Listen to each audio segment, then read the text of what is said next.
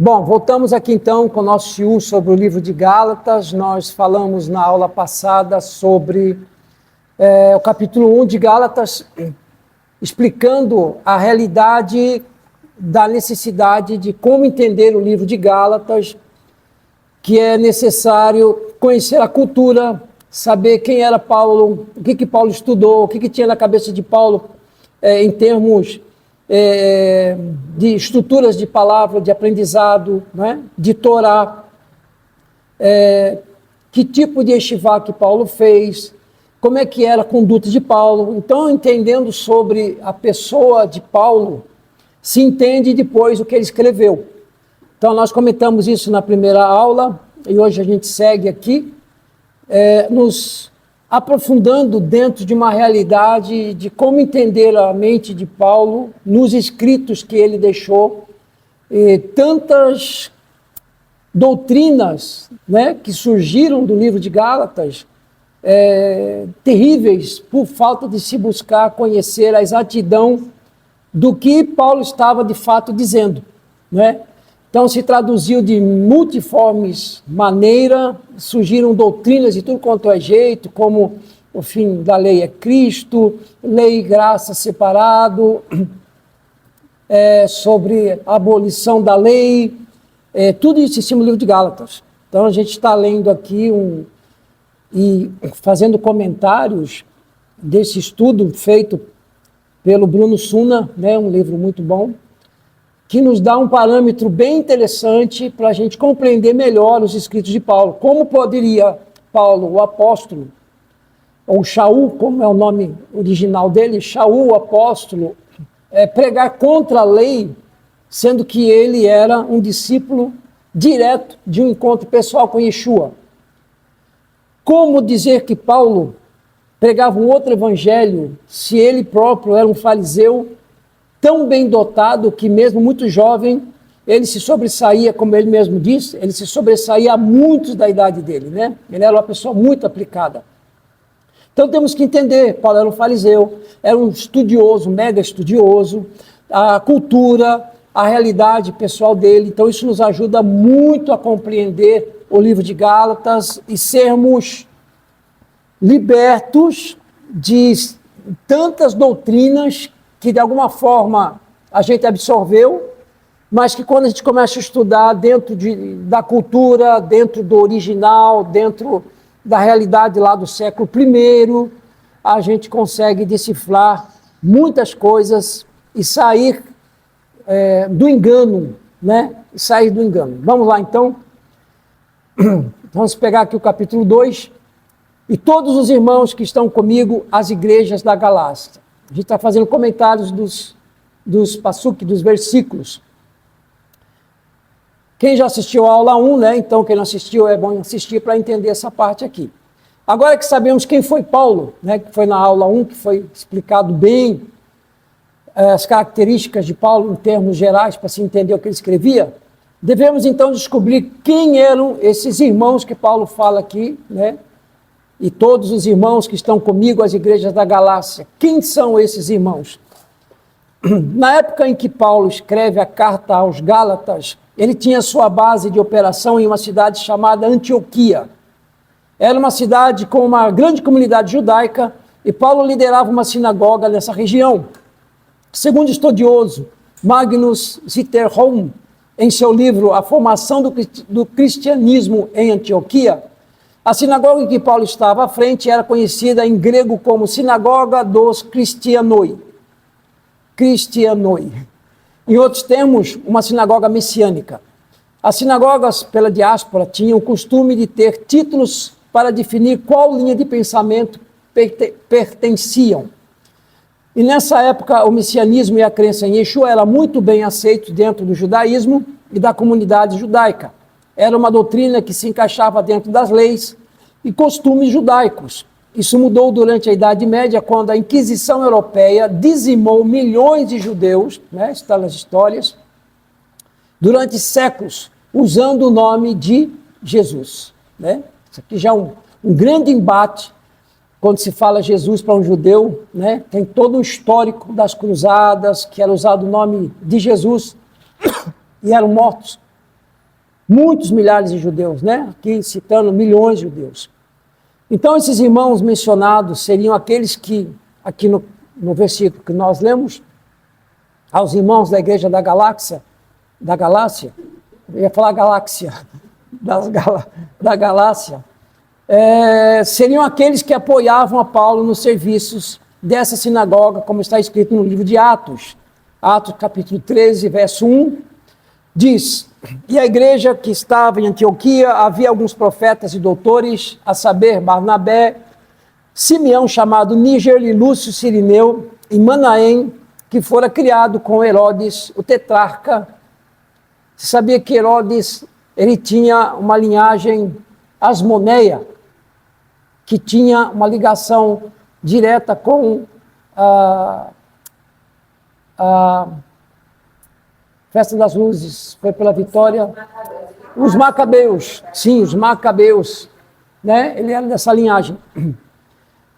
E servindo eles ao Senhor e jejuando, disse o Espírito Santo: apartai-me a Barnabé e a Saulo, que é Paulo, que é Shaul, né, no nome hebraico, para a obra que os tenho chamado. Então, as possíveis pessoas que Paulo se refere como irmãos nessa passagem são Barnabás, né, que é o nome, Yosef, José, filho de Nabá, que foi um dos discípulos de Yeshua, Manaém, membro do conselho de Herodes, Antipas, e possivelmente Lucas, o médico, são justamente esses irmãos que Paulo cita, que acompanhavam Paulo e o ajudavam em sua missão com os gentios. Ok?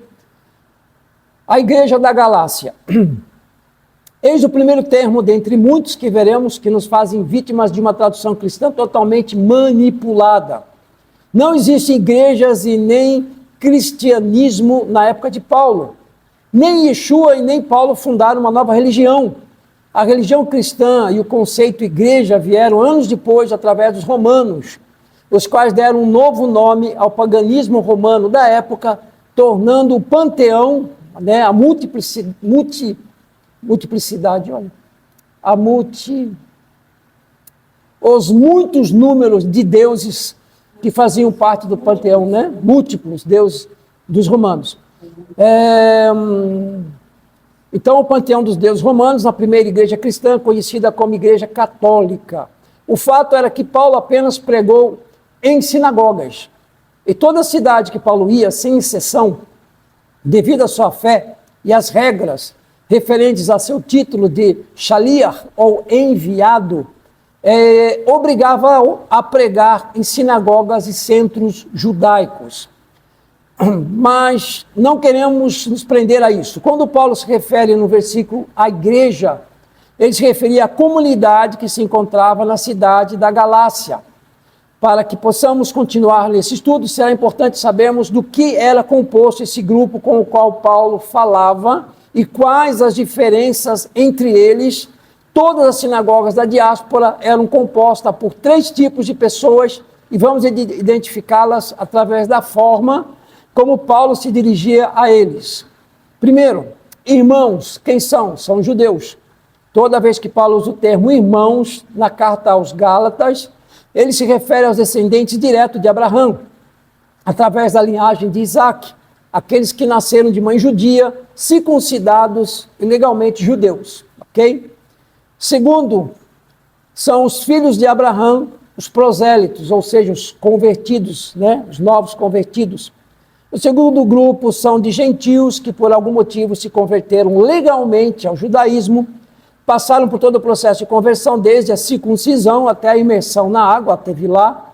E quando alguém se torna um prosélito, um convertido perante a lei judaica, ele tem o mesmo direito de um judeu natural, e nada pode diferenciá-lo de um judeu natural. Porém, quando a conversão ocorre, um novo sobrenome é dado ao converso, são chamados de Ben Abraham, ou filhos, ou filho de Abraão.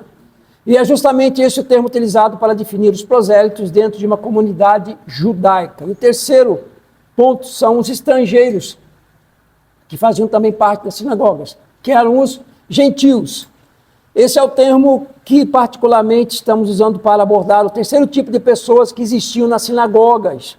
Muitos gentios se aproximavam do povo judeu e por algum motivo acabavam se tornando parte da comunidade, mas sem a conversão legal ao judaísmo. Eram gentios que continuavam gentios, porém frequentavam a sinagoga todos os sábados e seguiam as leis dietéticas da Torá, ou leis de Kashrut, e seguiam os mandamentos nos quais se encaixavam, ou seja, eram pessoas que viviam de acordo com a palavra de Deus, porém sem a conversão propriamente dita.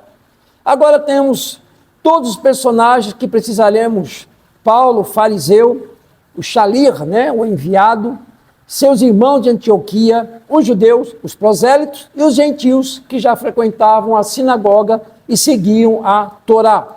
São essas pessoas que Paulo trata como igreja. Entendido aqui? Então, na carta aos Gálatas, o maior foco de Paulo é justamente o terceiro grupo de gentios. O terceiro grupo, perdão, que são os gentios.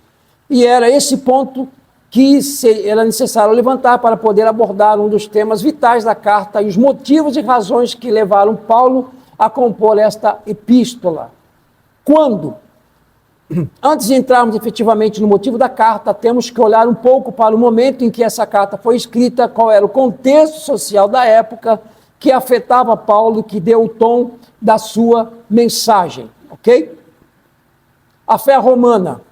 A crença romana da época de Paulo girava em torno do panteão romano, um agregado de deuses formados a partir do paganismo e da mitologia grega, né? Houve uma mistura de Roma com a cultura da Grécia, enfim. A base para essa fé se estabelecia em 3 dos deuses mais importantes, sendo eles Júpiter, o deus criador na visão pagã, Marte, que é o filho de Júpiter, né, já vai tirando uma ideia aí, e Quivirinvis, que representa a vontade de Júpiter dentro da realidade humana. Olha só, você vai ver aqui. Esse conceito era conhecido por Tríade Capitolina e foi a base inspiradora quando Roma conceituou a fé cristã. Tal ideia foi necessária, pois era importante que a nova religião de Roma atraísse o maior número de pessoas possível e, para tanto, os pais da igreja apenas fizeram substituições daquilo que já constituía a fé do império e adotaram um livro que conhecemos como Novo Testamento. A lei romana tinha 2 pontos bem interessantes na época de Paulo. O primeiro é a aceitação da religião local das províncias romanas. Isso facilitava o Pax Romana e, portanto, evitava revoltas pelo império.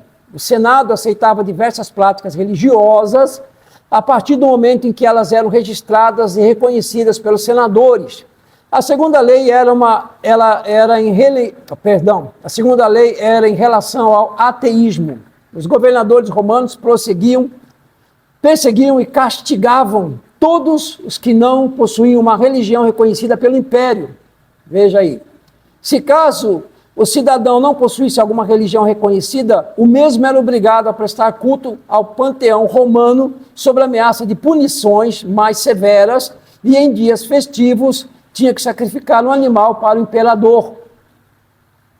Apenas os cidadãos que eram devidamente registrados em alguma religião reconhecida por Roma nas províncias romanas locais eram isentos de tais práticas. Lembrando aqui todos que dentro da estrutura de formação do cristianismo, vamos assim dizer, Roma, no ano 300, século III, no concílio de Niceia, Constantino, então imperador de Roma, ele estabelece uma reunião geral dos líderes religiosos, né, não aceitando nenhum rabino lá, nada. E ali eles cancelam a ligação de Israel com a religião cristã. Eles mudam sábado para domingo, não é? E estabelecem o culto de domingo, porque era o culto principal de Roma ao Deus Sol, que era adorado por eles também. E ali foi se encravando dentro da estrutura e foi se passando séculos. E hoje, quando você vai estudar a história e você descobre essas coisas, você fica, uau, fui enganado por tantos anos. Enfim. Então, o judaísmo era uma delas. Quando os gentios começaram a se aproximar de Deus, do Deus de Israel, seja bendito, né? Eles começavam a aprender sobre a unicidade do Criador e sobre a falta grave chamada idolatria. Isso levou muitos dos gentios a se converterem ao judaísmo e a se tornarem prosélitos, ou seja, convertidos, assim se tornando livre do paganismo romano. Caso não houvesse uma conversão legal, o gentio que frequentava a sinagoga e procurava viver a Torá era obrigado também a prestar culto ao panteão romano e realizar sacrifício ao imperador de animais. Imagine só a situação em que esse indivíduo estava, por um lado, entendendo o pecado de idolatria e, por outro lado, sendo obrigado a praticar a idolatria sobre ameaças de morte. Só por esse motivo, fica claro, as razões das conversões dos gentios que frequentavam as sinagogas. O contexto social na qual os gálatas estavam inseridos exerceu uma enorme influência sobre a carta redigida por Paulo. O apóstolo necessitava, de alguma forma, contornar esse fenômeno da conversão em massa que estava ocorrendo em seu tempo. Foi exatamente isso que inspirou a epístola aos Gálatas. A preocupação de Paulo, ao saber que os gentios estavam buscando a conversão, a qual, segundo a visão de Paulo, era totalmente desnecessária para servir a Deus. No momento em que Paulo foi informado que a sinagoga dos Gálatas estava recebendo uma quantidade enorme de gentios, um fenômeno que estava se tornando comum nas comunidades judaicas da diáspora, ele resolve se levantar e ir até essa cidade para tentar reverter o que estava acontecendo. E aqui temos outro versículo dessa passagem de Gálatas, 3. Graça e paz da parte de Deus, Pai, e do nosso Senhor Yeshua HaMashiach, o qual se deu a si mesmo por nossos pecados, para nos livrar do presente século mal, segundo a vontade de Deus, nosso Pai, ao qual seja dada glória para todos sempre. Amém. Então, nesses 3 versículos, Paulo, através de sua autoridade, abençoa o povo com o qual ele fala, e o costume de bem dizer em nome daquele que te envia, né, Shaliach, é um costume judaico muito antigo, hoje também usado pela igreja. Segundo Marquinanus, em sua obra intitulada A Ironia dos Gálatas, a carta de Paulo no contexto do primeiro século, o nome do livro também, e o versículo 4, teve uma alteração de tradução pela igreja antiga. A forma original seria, o qual, né, o versículo 4 nós lemos, o qual se deu a si mesmo por nossos pecados para nos livrar do presente século mal, segundo a vontade de Deus nosso Pai. Como seria? O qual foi dado por nossos pecados para nos livrar do presente século mal, segundo a vontade de Deus nosso Pai. Então essa forma de ler confirma uma das orações finais de Yeshua, quando ele pede a Deus para que afastasse dele aquele cálice, mostrando que ele, por si só, não queria passar pelo que passou. Mas como ele teve uma vida santa e voltada à obediência a Deus, de certo, Yeshua não fugiu e não fugiria da cruz, mas isso foi um ato particular de servir a Deus. Devemos sempre reconhecer esse ato por parte do Mashiach, mas sempre mantendo em mente que o sacrifício maior não foi dado pelo Deus único em nosso benefício, mesmo que não tenhamos o mérito. Perdão, gente. Mas devemos sempre reconhecer esse ato por parte do Mashiach, mas sempre mantendo em mente que o sacrifício maior nos foi dado pelo Deus único em nosso benefício. Perdão. Mesmo que não tenhamos o mérito. Paulo, de certo, tinha esse entendimento, pois devido à formação que ele tinha, não era trinitarista. Isto se torna claro no versículo 5, quando ele diz, ao qual seja dada a glória. Esse qual é justamente Deus, nosso Pai, que é citado no versículo anterior. Para que possamos tornar isso um pouco mais claro, devemos entender o que é ser um Mashiach. Por ser uma concepção totalmente judaica, acreditamos que seja importante entendermos sobre a ótica judaica, pois quando Yeshua se definiu como Mashiach e quando Paulo define como Mashiach, ambos usam a mesma definição rabínica e não aquela que estamos acostumados a aprender na igreja de hoje, né? O Mashiach judeu, o Talmud, que é a Bíblia, né?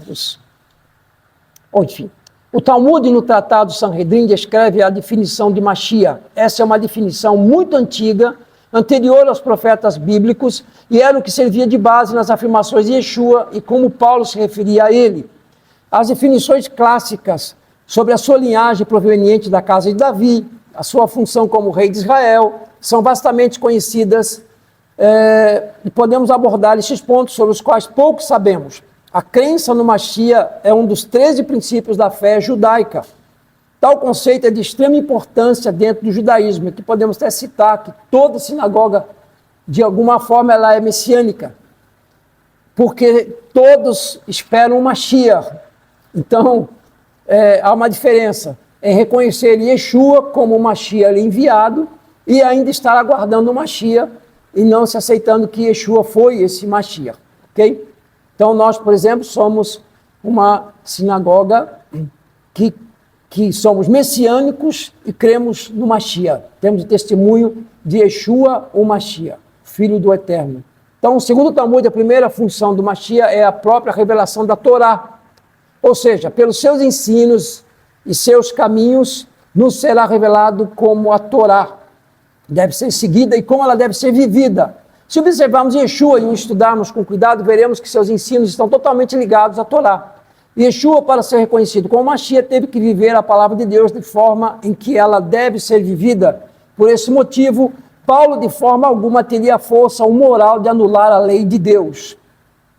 Outra função do Mashiach é restabelecer o templo em Jerusalém, não para revivermos o sacrifício de sangue, mas sim como uma casa de adoração e ensino. Seu reino deverá perdurar por 1000 anos e seu governo será de justiça e igualdade. Como conceitua o Novo Testamento, será governado com cetro de ferro. Para tanto, deve ser baseado em leis, e essas leis é a própria Torá. Pois, como está em Mateus capítulo 5, verso 18, porque em verdade vos digo que até que o céu e a terra passem, nenhuma letra e nenhum traço jamais cairá da Torá, sem que tudo seja cumprido, e qualquer, pois, que violaram desses mandamentos, por menor que seja, e assim ensinar aos homens, será chamado menor no reino dos céus. Aquele, porém, que os cumprir e ensinar, será chamado grande no reino dos céus. Então, sob hipótese alguma, adoração e prestação de culto serão oferecidos ao Mashiach. A ele será toda a honra, reconhecimento, obediência, agradecimento e amor. E é justamente esse relacionamento que Paulo tem com Yeshua, e se mantermos isso em mente, veremos como Paulo separa bem Deus de Israel do Mashiach de Israel. Existe uma passagem interessante no Talmud que pode nos dar o entendimento da razão da primeira vinda do Mashiach. Está escrito no Tratado de Sanhedrin 96b. Começa-se o diálogo entre Rabi Nachman e Rabi Yitzhak, da seguinte maneira. Pergunta o Rabi Nachman ao Rabi Yitzhak: escuta-te, quando há de vir este Barnaflé, filho dos caídos? Rabino Yitzhak diz: quem é esse filho dos caídos? Rabi Nachman diz: é o Mashiach. E o Rabino Yitzhak diz: você chama ao Mashiach de Barnaflé, filho dos caídos? Rabino Nachman diz: sim, porque está escrito em um passuque, um versículo: eu levantarei a tenda caída de Davi. Então a tenda de Davi deveria cair primeiro para que em sua volta Deus pudesse levantar através do Mashiach, ok? Sobre o outro evangelho, versículo 6 do capítulo 2. Maravilho-me de que tão depressa passasseis daquele que vos chamou a graça de Cristo para outro evangelho.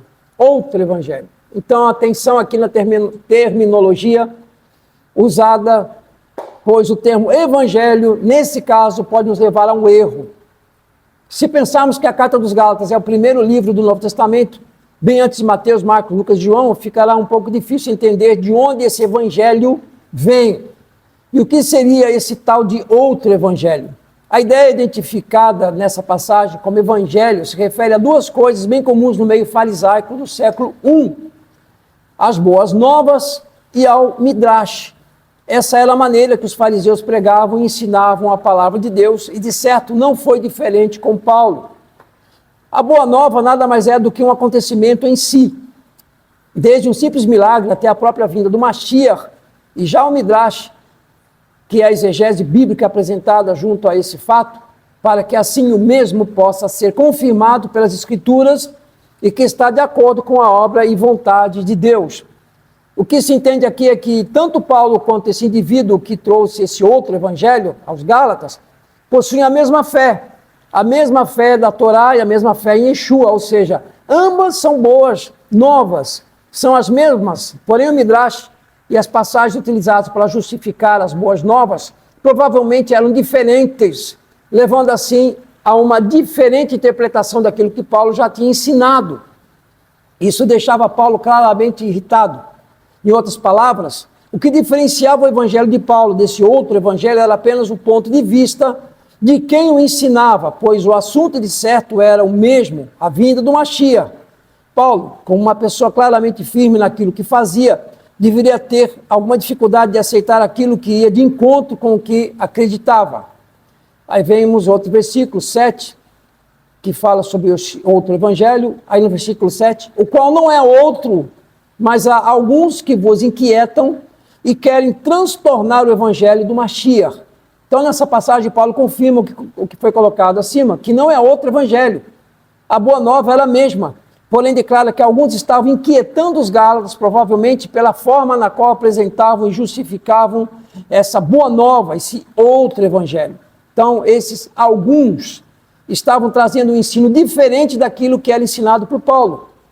Antes de dar uma olhada mais profunda sobre o transformar o evangelho de Mashiach em outro evangelho, precisamos entender quem eram esses alguns que Paulo posteriormente trata como judaizantes. Esse é um ponto muito interessante a gente entender para compreender de fato o que Paulo estava dizendo na sua carta aos Gálatas. Então, quem eram esses judaizantes? Durante muitos anos, em diversos meios cristãos, toda vez que se falava de alguma coisa sobre Torá, de alguma forma ou de outra, ou era chamado ofensivamente de judaizante, assim como o termo fariseu e o termo judaizante, obteve um significado bem pejorativo no meio da igreja. O conceito básico cristão é que o tal do judaizante é o indivíduo que procura fazer com que o cristão volte à lei de Deus, tornando-se assim novamente escravo.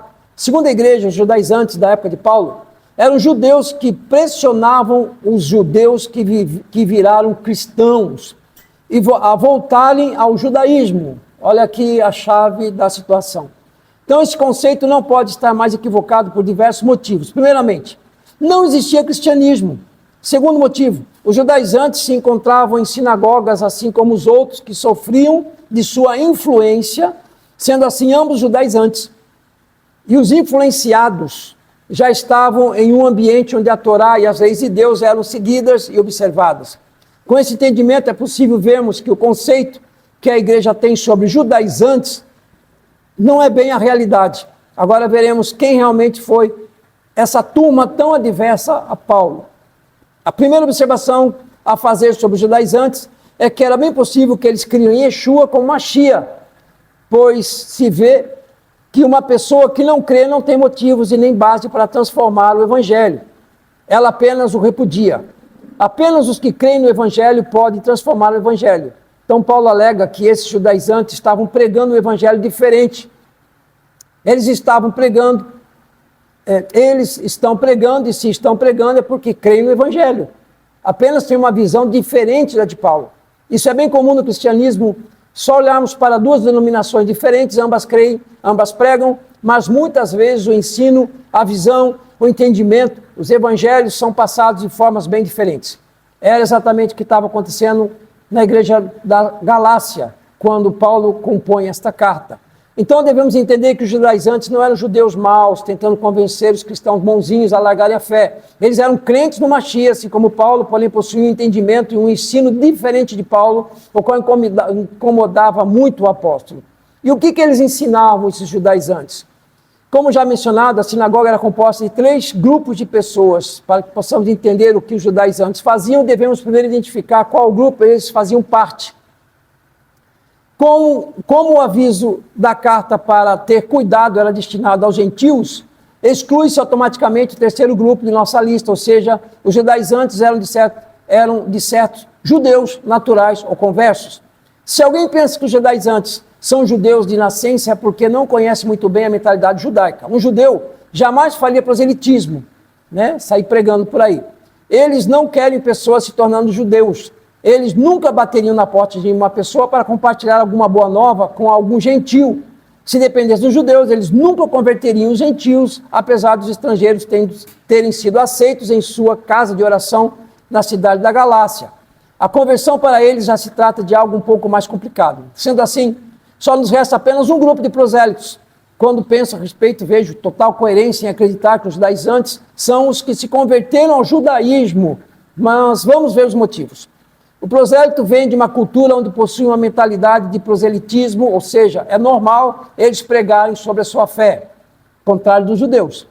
Se eles passaram por isso, por que os que prestam cultos juntos a eles não têm que passar também? Imagine um cristão recém-convertido, é muito natural que ele queira que todos ao seu redor se convertam também. Eles conhecem muito bem sobre as leis romanas de culto pagão, sabem que a conversão irá livrar muitos de seus irmãos da sinagoga da obrigatoriedade do paganismo e, por amor à palavra, procuravam segui-lo ao máximo. Agora que identificamos quem eram esses judaizantes que Paulo tanto cita, podemos começar a entender melhor sobre a epístola escrita pelo apóstolo. Os judaizantes não eram pessoas más, não eram inimigos, mas sim pessoas que possuíam fé em Yeshua e estavam dentro das sinagogas cultuando a Deus e aprendendo sobre a sua palavra, porém, por acreditarem de uma forma diferente de Paulo, influenciavam os gentios para que passassem pela conversão legal ao judaísmo. Aqui é outra chave da situação, ok? E se olharmos para dentro de muitas denominações cristãs, o mesmo ocorre. É só o indivíduo começar a frequentar alguma igreja que logo será orientado a aceitar Jesus e ao batismo. As pessoas que fazem isso fazem porque creem ser o melhor para esse recém-chegado. Fazem por amor à vida e por amor a Deus, por amor à obra e agem segundo a própria fé, mas com um olhar mais frio, agem exatamente como os judaizantes da época de Paulo, pois os motivos dos judaizantes eram os mesmos que encontramos nas igrejas dos dias atuais. Para nos aprofundarmos um pouco mais sobre o papel dos judaizantes e a mentalidade de Paulo, vamos relatar uma história de acordo com a escritura do livro A História dos Hebreus de Flávio Joséfos, um livro muito bom para quem tem paciência de estar lendo, né? Muito importante, tem muitas páginas. Mas ele é um historiador muito reconhecido, inclusive pelos rabinos e principalmente pelas sinagogas messiânicas que creem em Yeshua. Vemos aqui, portanto, que os judaizantes eram aqueles convertidos a Yeshua, mas que entendiam na mente deles que tinham que se converter ao judaísmo. Então eles forçavam aos conversos a se tornarem para a religião do judaísmo, não é? Vamos ver mais isso aqui à frente. Então vamos ler aqui do livro de Flávio Joséfos, História aos Hebreus. Diz assim essa passagem: Por esse tempo a rainha Helena e Isate, seu filho, rei dos Adiabenianos, Arábia, abraçaram a religião dos judeus. E pelo motivo a ser exposto, Monobazo, rei daquela nação, ficou apaixonado por Helena, sua irmã, e a desposou. Ela ficou grávida e, estando deitado ao seu lado, pôs a mão sobre o ventre da esposa. Então ouviu uma voz que dizia que a criança, por determinação de Deus, seria muito feliz. Quando o menino veio ao mundo, deu-lhe o nome de Isate. Tinha ele já outro filho com outra princesa, de nome Monobazo, igual ao pai. Mas sua ternura por Isate era tão grande que todos notaram e causou inveja entre os irmãos. Isate, para sua segurança, foi enviado à província de Seom, de onde era possível ver a arca de Noé, e Isate ficou lá até a morte de seu pai. E então a rainha Helena torna seu filho rei, no lugar de seu pai, Monobazo. Antes de sua ascensão ao trono, Isate morava no castelo de Espazim, e o negociante judeu de nome Ananias iniciar algumas damas da corte com conhecimento do Deus verdadeiro, e as persuadia a prestá-lo culto. Perdão. E por meio delas aproximou Isate a Ananias e aprendeu sobre Deus dos judeus. Quando Isate retornou ao seu reinado, forçou Ananias a ir com ele, e aconteceu que nesse mesmo tempo outro judeu também instruíra sua mãe, a rainha Helena, a qual também aceitou ao Deus verdadeiro e lhe prestava culto. Quando esse príncipe soube que sua mãe estava também ligada à religião dos judeus, não protelou mais e dispôs-se a circuncidar-se. Sua mãe, ao saber, o desencorajou devido ao perigo que poderia expor ao jovem rei. E esses argumentos contiveram seu ímpeto, e quando relatou tal situação ao judeu Ananias, acrescentou Ananias que não era necessário se circuncidar, porque a adoração a Deus tem uma natureza superior à circuncisão. Assim confirmou Ananias o que a rainha disse, e o rei ficou convencido, mas não de todo. Algum tempo depois veio outro judeu da Galileia de nome Elazar, que era muito instruído na lei judaica, e quando foi saudar ao rei, o encontrou estudando a lei de Moisés, e disse: ó rei, acaso ignoreis a injúria que cometeis contra Deus? Quereis ficar para sempre incircunciso? O rei ficou tão impressionado com sua sabedoria que, sem mais delongas, retirou-se num quarto e foi circuncidado, e depois mandou chamar sua mãe, rainha Helena, e lhe contara o que fizera. Então esse conto nos revela muitas coisas. Ananias é um judeu proveniente da cidade de Jerusalém e aluno do rabino Paulo, ou Shaul, que era aluno do rabino Gamaliel. Ou seja, Ananias provavelmente era colega de classe de Paulo. E assim ficava claro na linha dos pensamentos que era comum entre os alunos do mestre.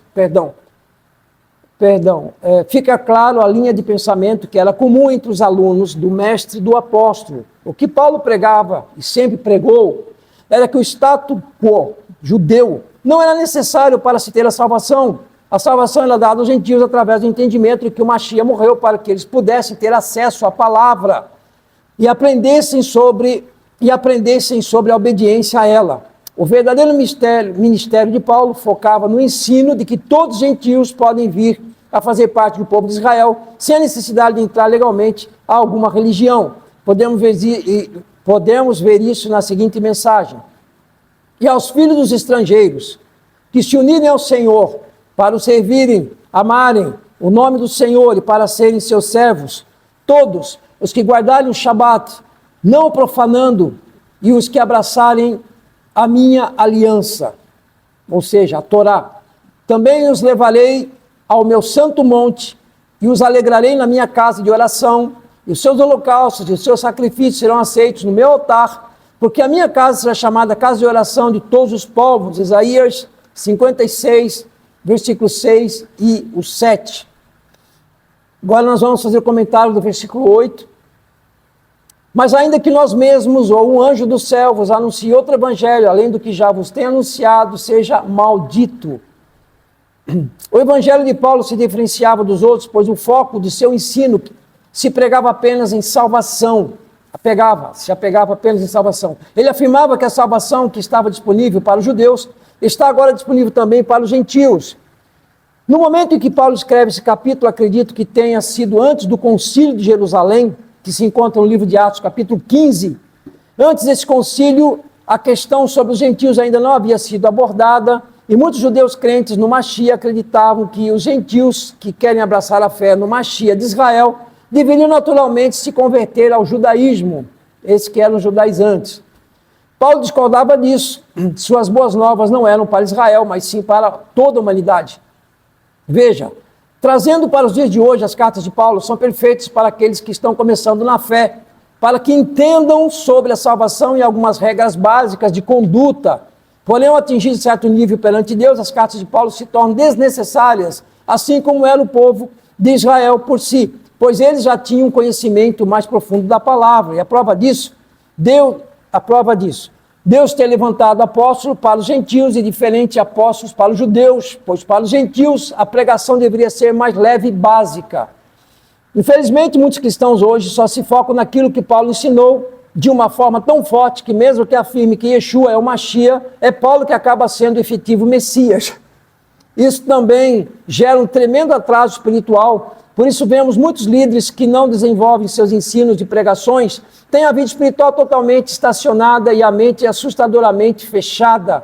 Se entendemos que as cartas de Paulo é apenas uma porta de entrada dos gentios à palavra de Deus, e depois disso que eles devem partir para as Escrituras, terão então uma vida abençoada, conectada com Deus, e a salvação será algo incontestável, pois não parariam seu desenvolvimento espiritual nela.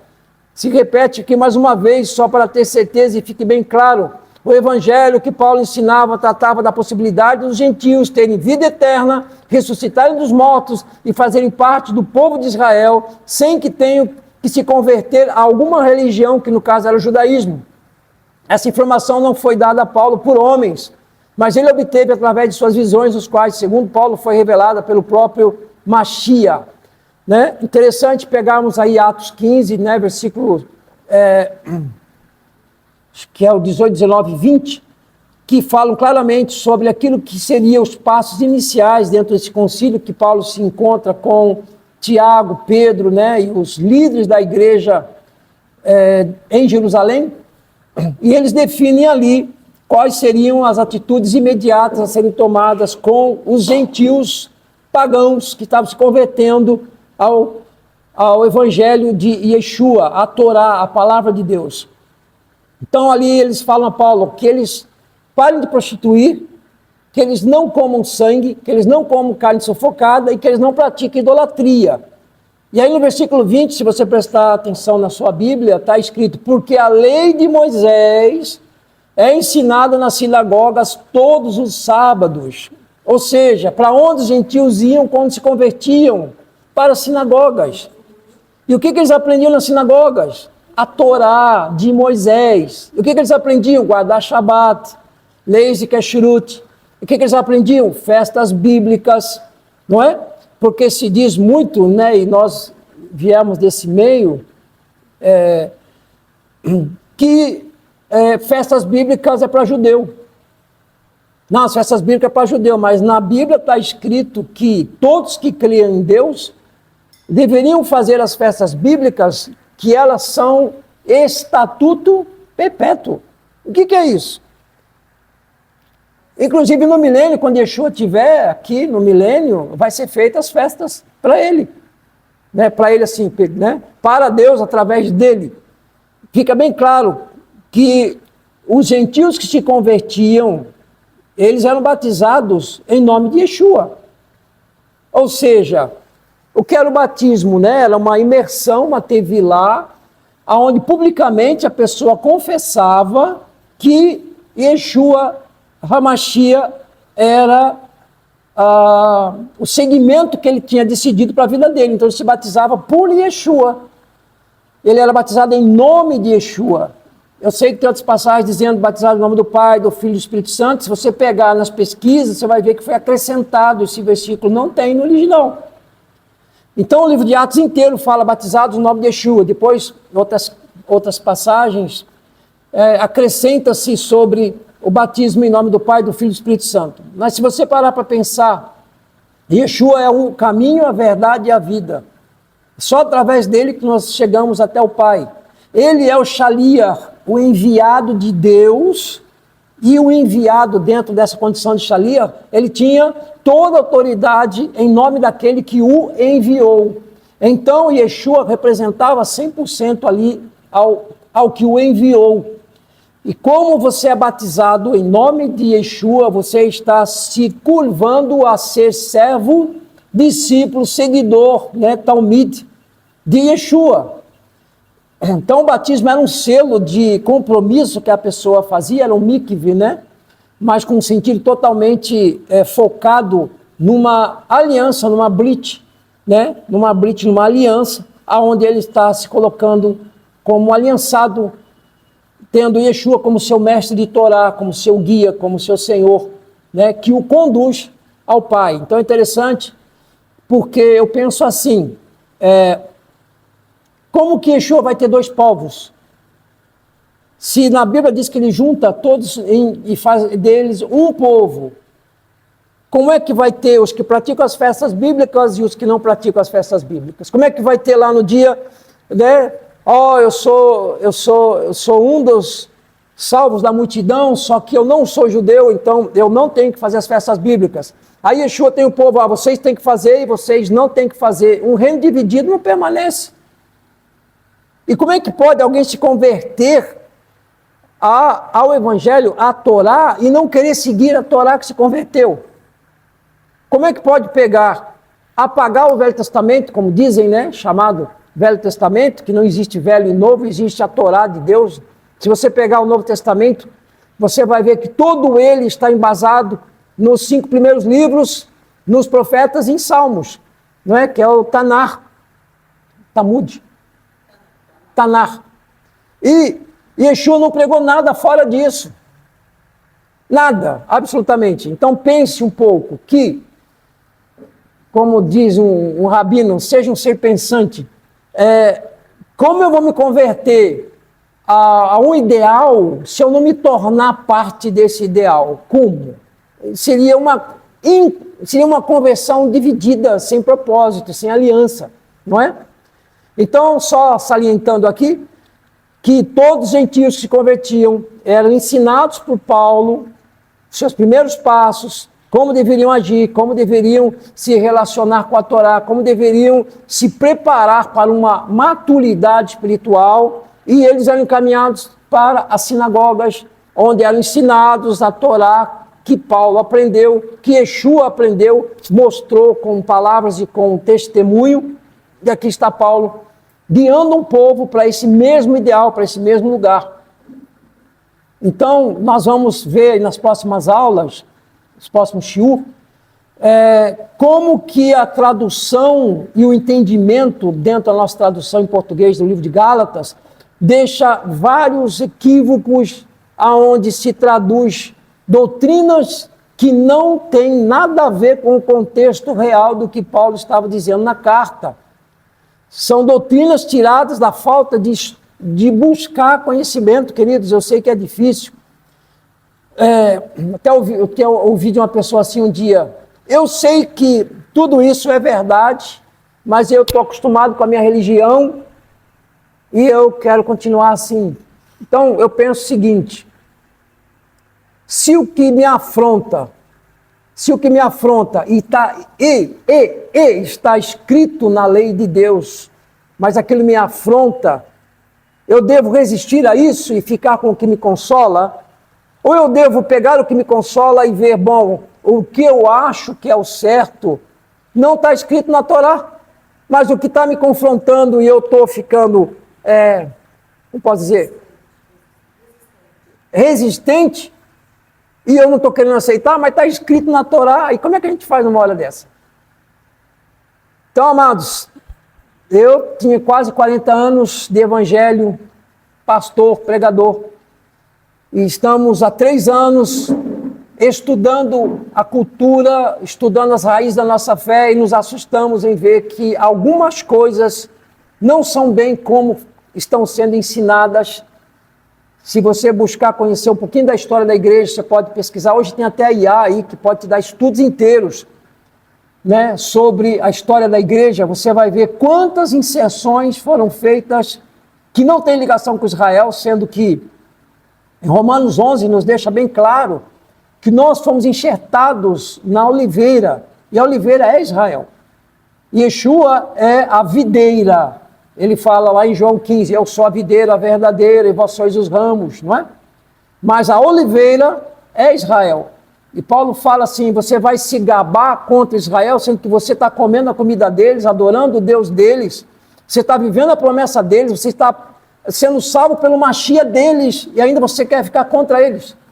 Então é terrível, né?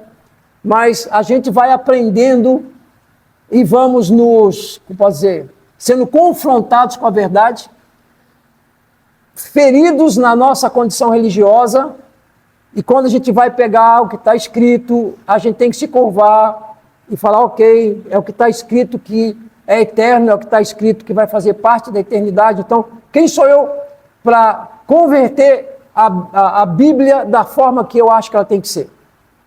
Não é? Eu me converto a ela e não ela se converte a mim. Vamos lá, vou fazer mais um capítulo aqui para a gente encerrar. No verso 9, outro passuque, outro versículo diz assim: assim como já vos dissemos, agora de novo também vos digo, se alguém vos anunciar outro evangelho, além do que já recebeste, seja maldito, amaldiçoado. Pelo que vimos até agora, esse outro evangelho não é algo que vai contra Deus, não vai contra a base da fé de Paulo, não vai contra Yeshua, porém esse outro evangelho ao qual Paulo se refere é o evangelho que ensina sobre a obrigatoriedade de conversão e necessidade de fazer parte de uma religião para obter a salvação. Ou seja, o que os judaizantes pregavam? Se vocês não se converterem ao judaísmo, não se circuncidarem, vocês não podem ser salvos. O que Paulo está dizendo? Paulo está dizendo assim: é pela fé que você é salvo. Pela fé você é salvo. Vejam, a circuncisão, ela é livre se você quiser fazer ou não, né? Até porque você pode se tornar uma pessoa natural de Israel através da circuncisão. Ok, mas dizer que a salvação vem só se você for circuncidado, isso é heresia. E Paulo combatia isso veementemente, porque eles diziam: tal, você aceitou Yeshua, ok, mas se você não se converter ao judaísmo e não se circuncidar, você não pode ser salvo. Por isso que Yeshua prega para os judeus, ele fala assim, até João Batista fala isso, ele fala assim: vocês acham por serem descendência de Abraão, vocês são salvos? São filhos de Deus? Pois eu digo, disse João Batista, até dessas pedras Deus pode suscitar filhos a Deus, né? Até das próprias pedras. E de fato Yeshua é a pedra, e através de Yeshua muitos filhos, né? O unigênito se torna primogênito de muitos irmãos, e a família do Senhor é estabelecida, a geração de sacerdotes tão sonhada por Deus se cumpre através de Yeshua, o nosso sumo sacerdote. Então, dentro do que nós estamos lendo, fica claro que o problema de outro evangelho eram judeus convertidos a Yeshua, que estavam dizendo que precisavam de circuncisão e de se converter ao judaísmo para serem filhos de Abraão e serem salvos. O problema maior era esse. Vamos lá. Paulo diz que quem disser que servir a Deus é servir a uma religião é maldito. Pois servir a Deus é obedecer seus mandamentos, seus estatutos, para fazer parte do povo, crendo que isso só foi possível aos gentios através do sacrifício de Yeshua. Aquele que acredita que alguma religião tem como base, seja uma base para se chegar a Deus, segundo Paulo, seja esse maldito. Então essas palavras mostram algumas características pessoais de Paulo, como a força da sua fé naquilo que ele ensina e a clara dificuldade que tinha em receber opiniões de outros. A carta aos Gálatas deixa um enorme vazio, pois nela não se encontra qual seria a solução apresentada por Paulo aos gentios em relação à religião do Império Romano. A pressão imperial que todos sofriam era um motivo grande o bastante para que os gentios se convertessem. Por isso, era muito compreensível que a pressão que vinha dos que pregavam o outro evangelho da conversão. Paulo alega com veemência a não necessidade de conversão a uma religião e chama de malditos aqueles que dizem o contrário. Mas não temos nas cartas de Paulo quais seriam as saídas para a obrigatoriedade de adoração aos falsos deuses romanos. E de certo, tal ensino sobre o paganismo era fortemente abordado em todas as sinagogas do século I, porque se sabe que um judeu, né, um roshi, um morê, um pregador, um ensinador da Torá, o que eles pregam, primeira coisa, o monoteísmo. Só existe um Deus, só existe um único Deus, e a oração central dos judeus, Shema Israel, Adonai Eloheinu, Adonai Echad, né? Ouve Israel, o Senhor é teu Deus, o Senhor é único, Ele é um. E no versículo 10, Paulo diz: por que persuado eu agora a homens, ou a Deus, ou procuro agradar aos homens, e se tivesse ainda agradando a homens, eu não seria servo do Mashiach. Como Eleazar da história que falamos ali acima, os prosélitos da sinagoga de Gálatas queriam que os gentios se convertessem legalmente ao judaísmo. Essa era uma mentalidade comum no meio daqueles que se achegavam às sinagogas messiânicas de Yeshua, como podemos ver nos livros de Atos, capítulo 21, versículo 20. Os gentios de Paulo eram quase uma aberração dentro do judaísmo da sua época, assim como alguém que frequentava uma igreja há anos e nunca se batizou acaba se tornando algo estranho no seio da comunidade. em muitos casos, vítima de preconceitos e pressões. De certo, se Paulo tivesse pregado a mesma mensagem de Eleazar, na historinha que nós contamos, dizendo que os gentios deveriam finalizar sua conversão através da circuncisão, teria sido muito mais fácil em todos os aspectos, porque fazia parte da cultura. Esse foi um dos motivos que fez Paulo fugir de muitos lugares onde ele ia pregar, não porque ele falava especificamente de Yeshua, como a teologia cristã muitas vezes quer nos ensinar, mas sim, por ele falar contra a conversão e a necessidade dela ao judaísmo para que fossem salvos. Então vamos trazer a pregação de Paulo para os dias atuais. Imagine um líder cristão entrando em uma determinada igreja e começando a pregar que para ser salvo não é mais necessário aceitar a Jesus, nem se batizar, e que isso foi revelado a ele diretamente por Yeshua em uma visão. Consegue imaginar a confusão que isso daria? Com certeza esse indivíduo iria começar a ser perseguido, ameaçado e criticado. Ninguém aceitaria sua mensagem, pois era exatamente isso que Paulo estava passando e sofrendo. Ele entrava nas sinagogas, alegava que a salvação vinha sem a necessidade de conversão ao judaísmo e à circuncisão, e sempre vemos Paulo como herói e os seus opositores como caras maus da história. Mas se olharmos para nós mesmos e vemos nosso relacionamento com a nossa fé e religião, é muito provável que iríamos reagir exatamente como os críticos de Paulo. É muito provável que iríamos atirar pedras se alguém pregasse coisas como Paulo pregou, condenando nossa religião, que é algo que acreditamos por toda a nossa vida. Imagine lá por um momento somente. O que gerava problemas em sua pregação não era a mensagem sobre Yeshua em si, mas a sua mensagem contra a necessidade da religião para se ter salvação, a qual ia contra a crença local. E por isso que neste versículo Paulo diz que a sua pregação não serve para agradar homens, e sim para Deus. Depois, agradar a Deus. Depois, se fosse para agradar aos homens, Paulo mandaria todo mundo se converter e ponto final, menos dor de cabeça para ele. Se converter ao judaísmo e se circuncidar, resolvia o problema, né? No final, ele refere a si mesmo como servo do Mashiach. O termo servo, em sua contraparte grega, pode ser traduzido como escravo. Na época de Paulo, um escravo era muito caro e para evitar a perda do mesmo por causa da possibilidade de fuga, era colocada uma marca sobre o escravo para que todos pudessem reconhecê-lo como escravo e de qual casa ele pertencia. E Paulo, ao usar esse termo de escravo do Mashiach, ele alega que sobre ele havia uma marca, a marca do Mashiach. Ok? Que horas são?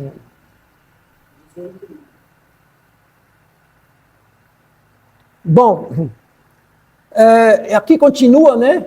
E até chegar no final a gente fica meio perplexo de falar, uau, quanta coisa eu estava entendendo e não é bem assim. Tá ok que nós estamos aqui pegando um livro de um estudioso como base, mas o Espírito de Deus que está em nós nos guia a toda a verdade. Então, ninguém é obrigado a aceitar essas palavras que estão sendo ditas, mas eu acho que você é obrigado a estudar e buscar conhecer se de fato é isso mesmo que está sendo dito. É o mínimo que a gente pode fazer. Vamos dizer assim, por amor à minha eternidade com Deus, eu preciso saber esse caminho perfeito. Eu preciso conhecer as raízes da minha fé. Eu preciso entender o que é essa história de ser enxertado em Israel. Eu que era zambujeiro, como diz nas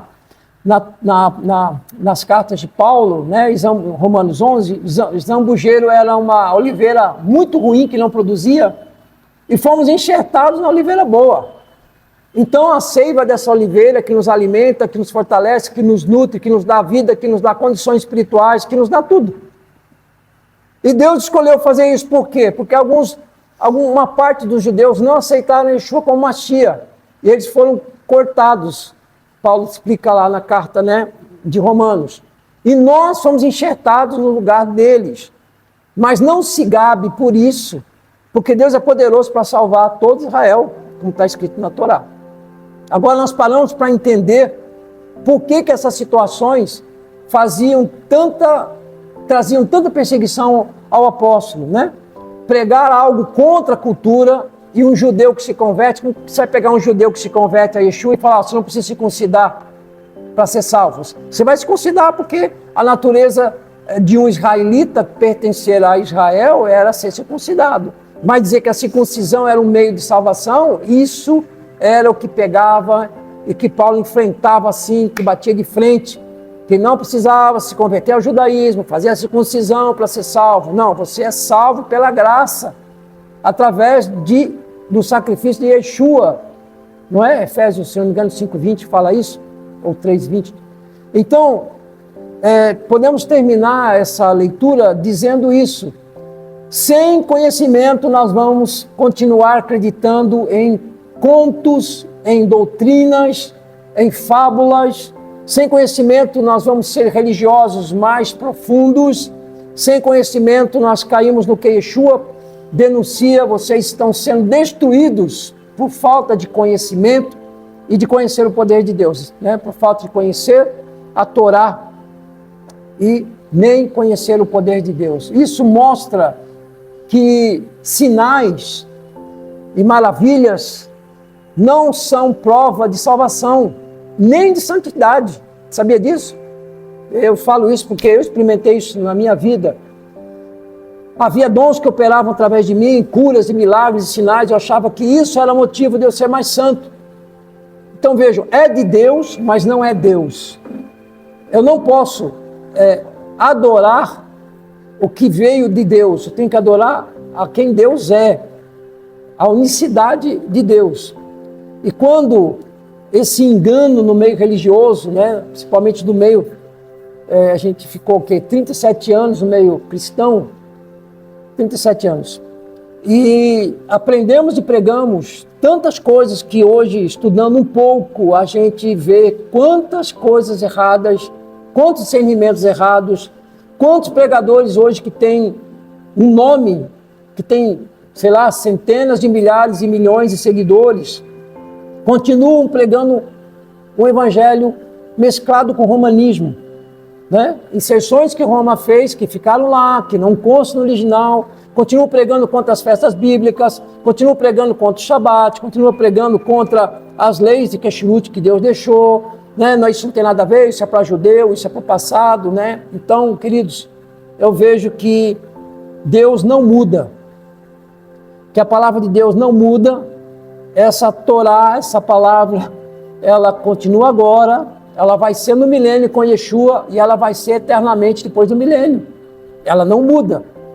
Então eu vejo que ou eu abraço e aceito essa palavra como sendo o caminho, que Yeshua disse que ele é o caminho, ele é a Torá, ele é a manifestação da Torá de Deus, ou eu vou chegar no lugar errado. Eu vou pegar um caminho achando que a religião me salva e quando eu ver, morre. E aí vai ouvir: eu não vos conheço. Não, Senhor Jesus, eu invoquei teu nome. Não, você não se enquadrou na minha Torá, você não praticou as leis. A única forma de santificar uma pessoa é ela obedecer os mandamentos do Eterno. Fora isso, não tem salvação. Então, terminamos dizendo uma frase: eu não obedeço a lei para ser salvo. Eu sou salvo, por isso eu obedeço a lei de Deus. Então encerramos aqui, queridos, nos vemos aí semana que vem com mais um capítulo do livro de Gálatas. E que o Eterno abençoe, que venha conhecimento, sabedoria e revelação, como Paulo diz em Efésios 1:17, que seja sobre nós essa graça. Amém, shalom a todos.